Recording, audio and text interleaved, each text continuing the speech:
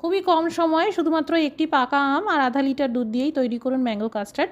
খেতে ভীষণ টেস্টি হয়, বাচ্চা থেকে বড় সকলেরই খুবই ভালো লাগবে।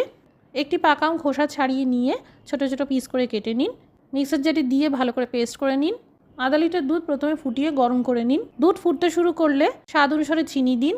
আধা লিটার দুধের জন্য 35 গ্রাম চিনির ব্যবহার করা হয়েছে। চিনি দেওয়ার পর 5 থেকে 10 মিনিট ধরে দুধ ফুটিয়ে নিন।